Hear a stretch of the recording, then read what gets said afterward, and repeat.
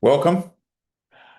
This discussion revolves around understanding paragraphs and the essay structure. We're going to see what paragraphs are, what they do, and the role they play in the essay or the composition. Comes the question, what is a paragraph?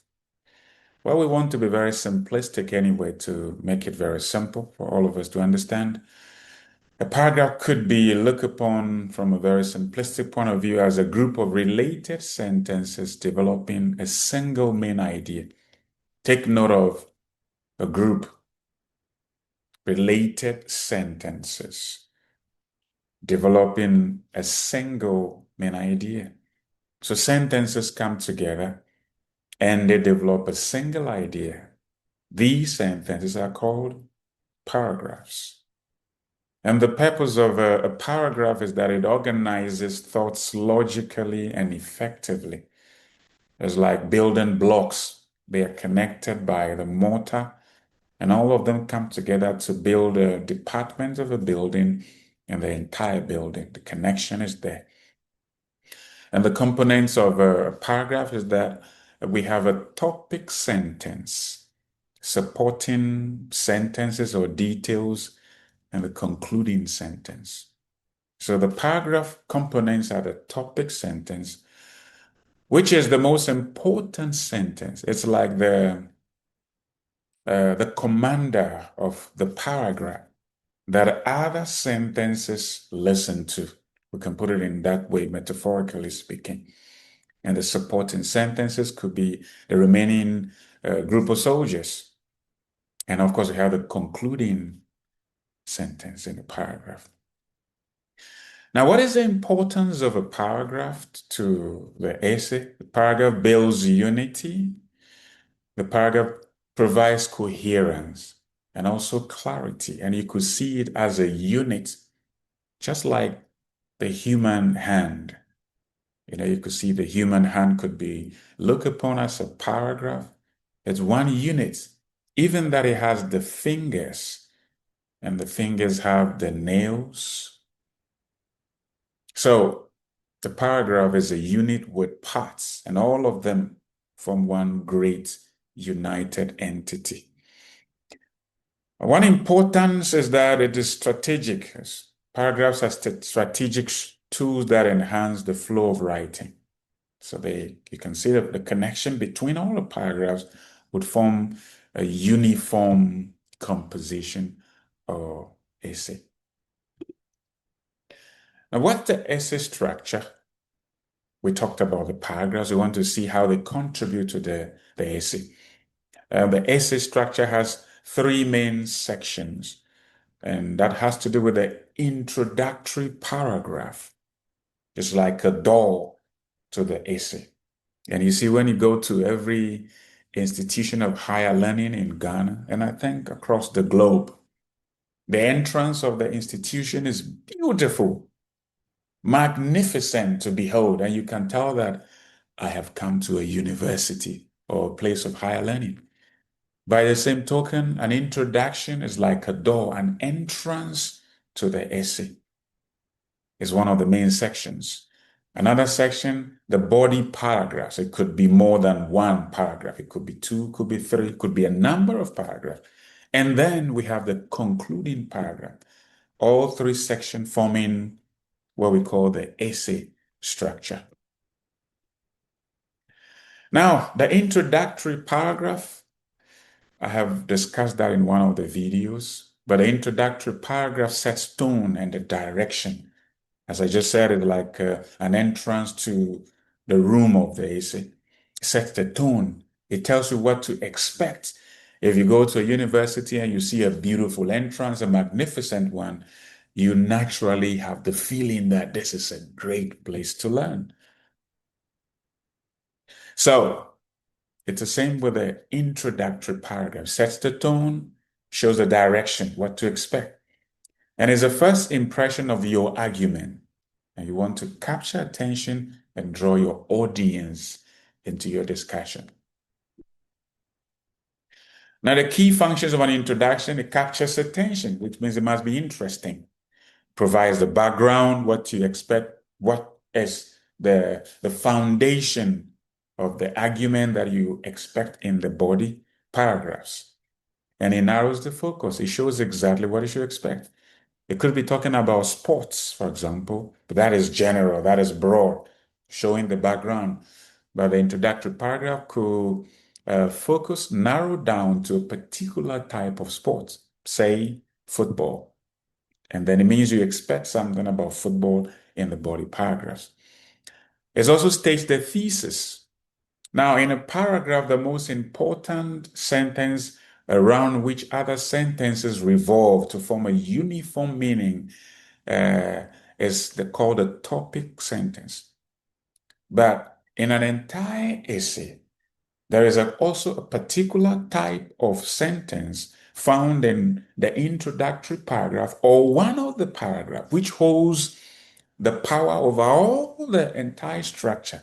That sentence is called a thesis statement, which can be a topic sentence in the paragraph in which it is found. That sounds very complicated. So a topic sentence is the main sentence in a paragraph. A thesis statement is the main sentence in the entire essay. Of course, a thesis statement is found in a paragraph and definitely would happen to be the most important sentence, making itself in that paragraph a topic sentence. Is it a little clear? So, and then the introductory paragraph also prepares the reader for what to expect. Now, we have some sample hooks for an introduction, and it has to be a thought-provoking question. You can ask a question that draws the listener or the reader into what you're writing. The reader will want to answer the question. I could wonder, well, how would you answer that question?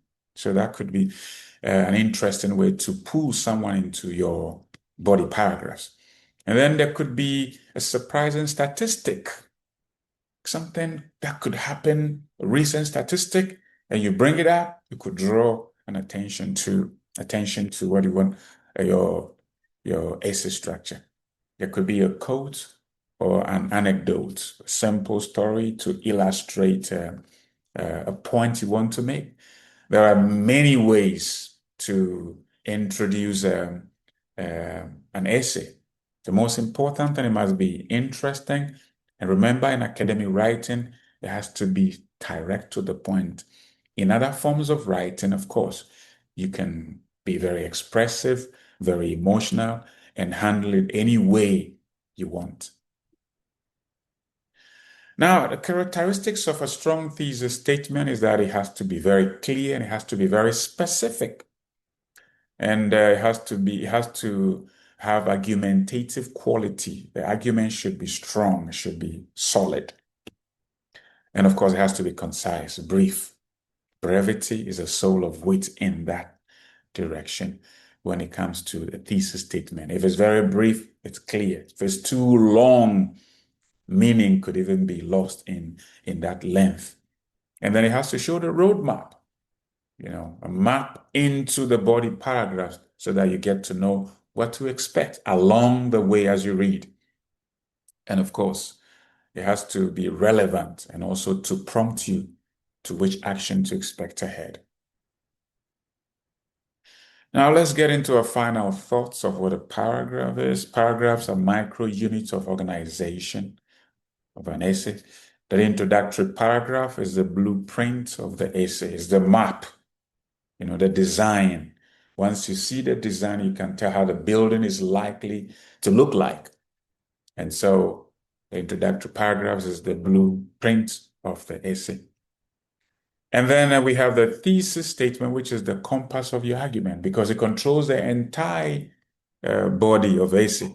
It's the most powerful sentence in the entire essay or composition. I'd like to use some example of a good paragraph, which is very common. You can look it up on the internet. Is a paragraph entitled, "My Job at the Apple Plant." It's a good illustration of what an excellent paragraph is when it comes to the stringing of sentences together to make it really interesting and impressive to read. So let's get into just this. I've cut the part and just pasted to read and show how effective the writer employs good paragraphing over here. My job at the apple plant. It says, in the course of working my way through school, I have taken many jobs I would rather forget. I have spent 9 hours a day lifting heavy automobile and truck batteries off the end of an assembly belt. I have risked the loss of eyes and fingers working a punch press in a textile factory. I have served as a ward aide in a mental hospital, helping care for brain-damaged men who would break into violent fits at unexpected moments. But none of these jobs was as dreadful as my job in an apple plant.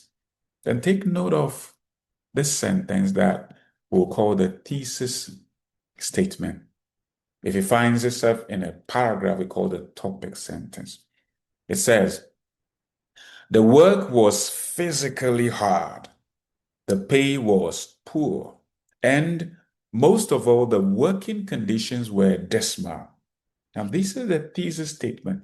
This is what you expect to see. Now, it specifically gives a roadmap of what you should expect in the essay. It says the work was physically hard, the pay was poor, that is second, and then the working conditions were very bad. Three things you should expect. Now, let's get into how the writer expands on on this statement in the succeeding part of the paragraph. It says, first of all, the job made enormous demands on my strength and energy. Now you could see that talking about how hard the job is, touching the first point. The job was hard.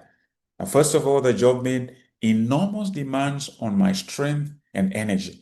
This becomes the topic sentence of this paragraph, relating to the idea raised in the introductory paragraph, where this point of hard work was given.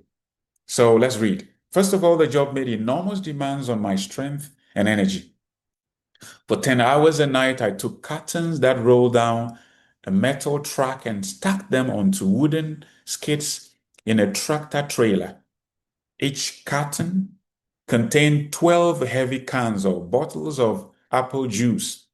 A carton shot down the track about every 15 seconds. I once figured out that I was lifting an average of 12 tons of apple juice every night. When the track was almost filled, I or my partner had to drag 14 bulky wooden skids into the empty trailer nearby and then set up other sections of the heavy metal truck so that we could start routing cartons to the back of the empty van. While one of us did that, the other performed the stacking work of two men. And all these sentences just show that the work was really hard. And that's a beautiful stretching of the topic sentence in this paragraph, isn't it? Then we move on to the second major point. I would not have minded the difficulty of the work so much if the pay had not been so poor. Remember in the introduction paragraph, how bad the pay was stated? The pay was poor. It goes on over here. I was paid the minimum wage of that time, $2 an hour, plus the minimum of a nickel extra for working the night shift. Because of the low salary, I felt compelled to get as much overtime pay as possible. Everything over 8 hours a night was time and a half. So I typically worked 12 hours a night. On Friday, I would sometimes work straight through until Saturday at noon, 18 hours. I averaged over 60 hours a week, but I did not take home much more than $100. So all these explain that the work was very difficult. The paragraph is just well structured and well written. Now, the third major point, look at the first sentence. But even more than the low pay, the connection to the previous paragraph. What upset me about my Apple plant job was the working conditions. Remember, mentioned in the introductory paragraph. It goes on. Our humorless supervisor cared only about his production record for each night and tried to keep the assembly line moving at a breakneck pace. During work, I was limited to two 10-minute breaks and an unpaid half hour for lunch. Most of my time was spent outside on the track loading dock in near 0-degree temperatures. The steel floors of the tracks were like ice. The quickly penetrating cold made my feet feel like stone. I had no shared interest with the man I loaded cartons with, and so I had to work without job companionship. And after the production line shut down and most people left, I had to spend 2 hours alone scrubbing clean the apple vats, which were coated with a sticky residue. I mean, this is just interesting. And, the sentences keep adding to the point raised in the topic sentences, all of them going back to the roadmap that we saw in the introductory paragraph. Now, look at the conclusion of my job in the apple plant composition. It says, I stayed on the job for 5 months, hating all the while the difficulty of the work, the poor money, and the conditions under which I worked. By the time I quit, I was determined never to do such degrading work again. That's a beautiful conclusion, isn't it? So right from the introduction of this composition to the very conclusion, you could see a thin line that connects everything so beautifully. And you could see that the coherence is just beautiful. You can see that it's a whole pack that you understand very well. That is an example of what a good composition is, showing a good introduction, good body paragraphs, connecting the ideas beautifully, and then rounding up with a beautiful conclusion. I think it's been a wonderful discussion.